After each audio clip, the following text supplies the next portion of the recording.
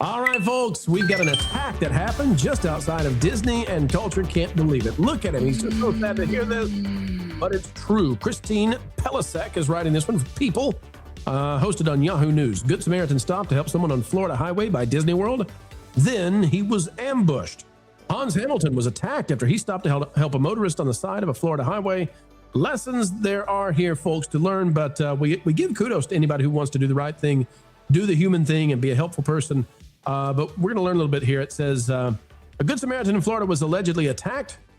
I think we can just take the allegedly out, but you know what? They got it there. We'll leave it there. After he stopped his car on the side of a highway, which was next to Walt Disney World, to help a motorist. The video of the alleged March 30th attack on Hans Hamilton on the 429 Expressway near Disney was obtained by News 6. Quote, "I don't want anyone else to go through what I did," Hamilton said in a GoFundMe post set up to help pay the medical and auto expenses. "What started as a normal day, I saw someone who appeared to be in a car accident and stopped to help, wanting to do the right thing. Instead, I was attacked, my car was destroyed, and my life was put in danger." Says, "I'm facing auto and hospital deductibles as well as tens of thousands of dollars in medical expenses." The Monday morning ordeal, which was captured on Hamilton's Tesla camera, appears to show a man who was identified by police as 44-year-old Daniel Coleman lying down on the grass outside his Lexus after he hit a guardrail in the median.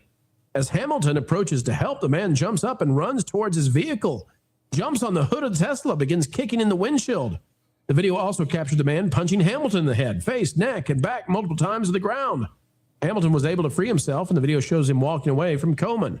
A deputy pulled up to the scene. Later, he found Coleman on his hands and knees next to the Lexus. According to the affidavit, Coleman approached the deputy, and Daniel was puffing out his chest, holding his arms back, walking aggressively. Says the deputy, "Folks, you get the idea. It's just a horrible thing that happened here. This guy went crazy. He's got crazy eyes. I tell you, I hope he's fine now. You know, as Walt said, everybody has a bad day. This guy had a real bad day. What he did was not okay. And who knows, maybe there were substances involved. I don't know, folks. That's my just speculation here, why you would attack two people trying to help you. But culture, this happened right outside of Walt Disney World.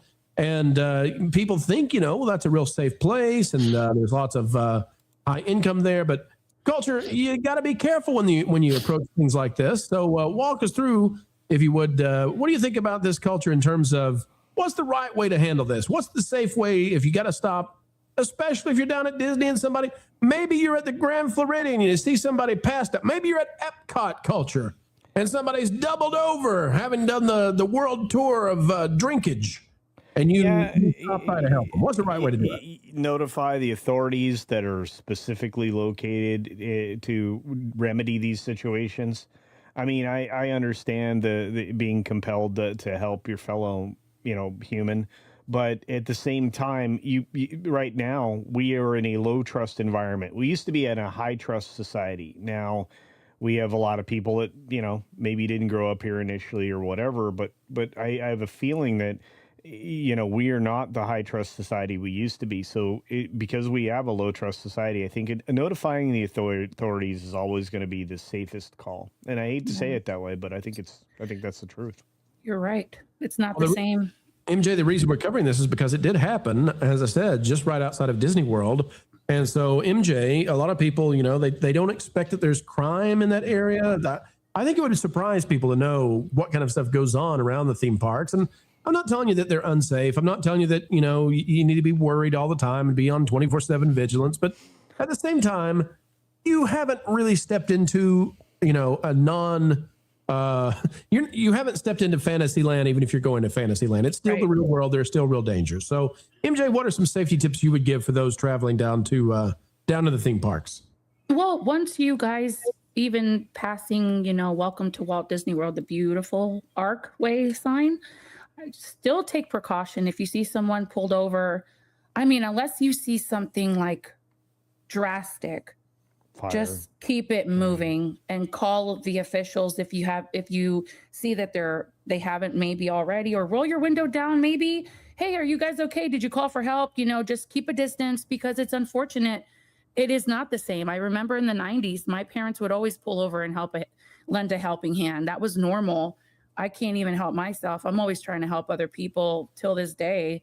And it gets us in trouble. It really does. And people take it the wrong way.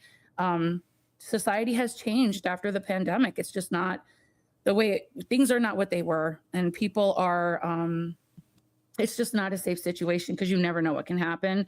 But yeah, even if you're driving, because you guys have to remember that people are traveling from everywhere, right? Some people are probably just genuinely lost and they don't even mean to get inside Walt Disney World, or they missed the grand sign because you're not paying a toll to go through that. But once you park to go in, you're paying for your parking to go into the theme parks, or you're parked in the resort. I could see if you're at a resort parking lot and someone has an issue there, that might be a little bit safer. But on the side of the road, even in the bubble, just take precaution and call the authorities or the officials and let them handle it, like Culture said, because we're just not living in those times anymore. And it's really, really sad. Actually, there's a gentleman, I don't know if he's homeless or what his situation is, but every morning after I take my kids to school, in the island of the road in between, in the meridian, I hope I'm saying that right, I would always turn and make a U-E because I go get my coffee or whatever I want to do after I take them to school. And there is this guy, he's in a wheelchair and he's just parked right there in the middle on an island in the middle of the road. And everyone, they bring him coffee, they give him stuff, they stop and they hug him. And it makes me so happy to see this kind of stuff. You don't see that every day. And I always try to, give him $1 or something. He's just a happy guy. You can tell he's totally disabled. I mean, things are, but again, it's not safe. You have to be careful. Use your discretion. It's just a thing. I brought it up because it's a thing here locally where I live. But, you don't know these people when you're traveling from out of town, and you always have to be precautious and call the authorities. Ron has been looking at least at me and Culture with disdain. Ron is a man, and he is not afraid. And Ron is looking at us like, you poor little puny fellas. You're so afraid to go help someone. Ron, no, I apologize. Ron, I know that you would go, and you would, if someone charged you, you would just toss them with your pinky.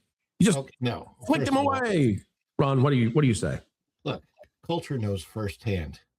Even if the emergency services show up, they can be in danger. Oh my goodness, they'll get tossed around. Really funny. They could have gotten pelted with purple potatoes, and that could be very painful.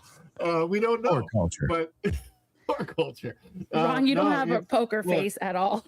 No, the fact of the matter is, around Disney World, and even in Disney World, especially like in Disney Springs, you don't look, there's millions of people, okay? Fact of the matter is, when there's millions of people around, it only takes one bad actor to mess up everybody's day. It's the kind of thing where if somebody gave you like a package of Skittles, like 1,000 Skittles or M&Ms, whatever candy you want to do, and say, hey, here's some free M&Ms. One of them is laced with a substance that will end you. Go ahead, but here you go. Are you going to take them and you're going to take your chances and eat the M&Ms? No, because it only takes the one. And so just do the smart thing. If you see somebody on the side of the road and you want to help, all you could do is pull over a little bit before them so that you're nowhere near them. Call 911, let the emergency services know what the location is, and then move on. And that's really all you have to do. You do that, and you're doing enough to help. And then everybody is safe, and the right authorities can help take care of the situation. Yeah. But generally speaking, we do think that the parks are safe places, and the companies that run them, whether it's Disney or Universal, that they work very, very hard to keep these places the kind of place that your family is safe. Just be vigilant, be on the lookout, and don't put all of your guard down. Fair to say, everybody? I agree. If people don't know, there's an actual mechanic shop in Disney World with they do repairs. Yeah. Just oil changes. The car care centers right by Magic Kingdom. Thank you. The car care center. There's the fire station. They have an ambulance. They have pet services there as well. They have everything you can imagine. So calling for help is not far. It may seem like help is a long reach because you're commuting such a far distance, but help is not far once you're in the bubble. I don't know about Universal though, guys. How far away is does Universal have any of those things on property? Because I can't think of any. I could be totally wrong. Not on property, but Universal North Campus is inside a special district now, right? Yeah, and there's a lot of intermingled things in that area as well. Tons. Okay.